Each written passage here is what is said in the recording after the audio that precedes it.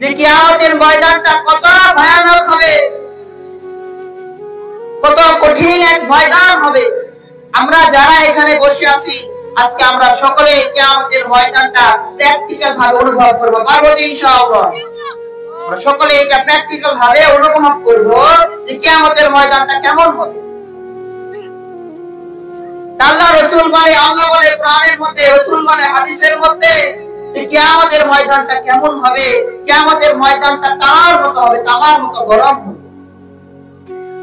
সূর্যের তাপ সূর্য এতটা নিকটবর্তী হয়ে আসবে যার কারণে কিয়ামতের ময়দানটা একদম তামার মতো হয়ে যাবে। মানুষগুলা লাফাইতে থাকবে, লাফাইতে থাকবে। কেন লাফাইবে? আমরা সবাই অনুভব করছি তো। আমরা সবাই আজকের এই আমার আলোচনা যতক্ষণ হবে এতক্ষণের জন্য আমরা ভেবে নিব আমরা কিয়ামতের ময়দানে দাঁড়িয়ে আছি। পারবেন? পারবেন? ভাবেন আমরা কিয়ামতের ময়দানে এখন দাঁড়িয়ে আছি। কিয়ামতের ময়দানটা তামার মতো গরম হয়ে আছে। মানুষগুলো এক পা ফেলছে তো আরেক পা উঠাইতেছে। যখনই ডান পা ফেলছে তাপ সহ্য করতে পারতেছে না, ডান পা তুলে আবার বাম পা ফেলছে। বাম পা যখন তাপ সহ্য করতে পারতেছে না আবার বাম পা উঠিয়ে ডান পা ফেলছে। এই কারণে তাপগুলা সহ্য না করে আমরা লাফালাফি করতেছি। ভাবতেছেন সবাই? তা আমরা এরকম লাফালাফি করতেছি, এত ভয়ানক ময়দান। সবাই বেহুশ, সমস্ত জবান থেকে একটা কথা বের হইতেছে, ইয়া নাফসি ইয়া নাফসি, আল্লাহ আমারে বাঁচাও, আল্লাহ আমারে বাঁচাও। সমস্ত নবী রাসূল সমস্ত জবান থেকে একটা কথা বের হইতেছে, ইয়া নাফসি ইয়া নাফসি, আল্লাহ বাঁচাও, আল্লাহ বাঁচাও। কত ভয়ানক সে ময়দান।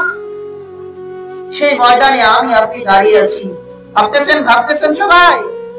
আমরা দাঁড়িয়ে আছি, এক নবীর কাছে যাইতেছি, বলতেছি নবী গো আপনি আপনার আল্লাহ তাআলার কাছে গিয়ে বলেন তাড়াতাড়ি যেন বিচার কার্য শুরু করে। আমাদের তো আর এই তাপ সহ্য হইতেছে না, এত যন্ত্রণা সহ্য হইতেছে না। আপনি আল্লাহ তাআলার কাছে গিয়ে বলেন যেন বিচার কার্য শুরু করে। নবী বলবে আমি তোমাদের চিনি না, সরো। আরেকজনের কাছে যাবে, এরকম দৌড়াদৌড়ি করতে থাকবে। মায়ের কাছে যাবে, মা চিনবে না। কল্পনা করছেন যে মা আমার জন্য জীবন দিতে রাজি দুনিয়ার বুকে, ঠিক কিনা?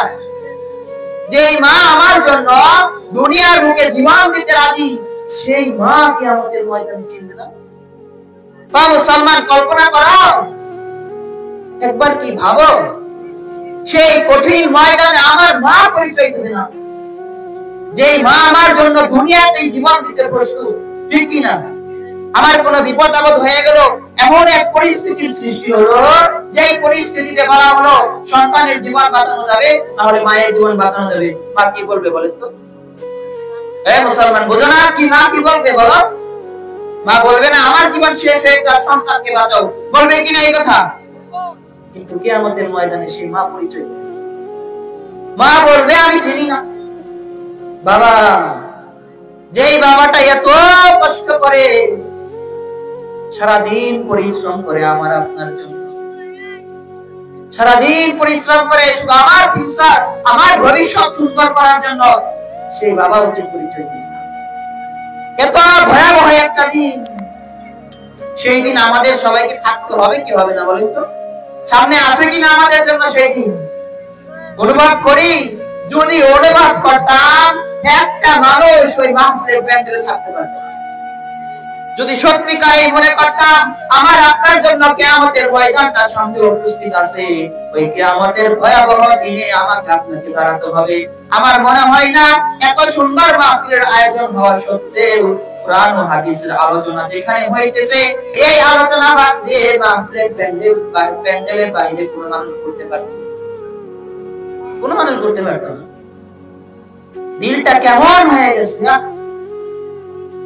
কোরআনের আলোচনায় কাজ হয় না, হাদিসের আলোচনা আমাদের কাজ হয় না। আমরা কত পাষণ্ড হৃদয় হয়েছি। মুসলমান কোথায় ছিলাম? কিয়ামতের ময়দানে, ঠিক কিনা? কিয়ামতের সেই ভয়াবহ দিনে বাবা পরিচয় দেয় না, মা পরিচয় দেয় না, ইমাম সাহেব পরিচয় দেয় না, পীর সাহেব পরিচয় দেয় না, কেউ পরিচয় দেয় না, আমি একা কি করি। নবীদের কাছে যাই, তারাও পরিচয় দেয় না। এরকম একটা ভয়াবহ দিনে 7 শ্রেণীর মানুষকে আল্লাহ পাক রব্বুল আলামিন তার আরশে আজিমের নিচে জায়গা দেবে মেহমানদারি, বলে সুবহানাল্লাহ।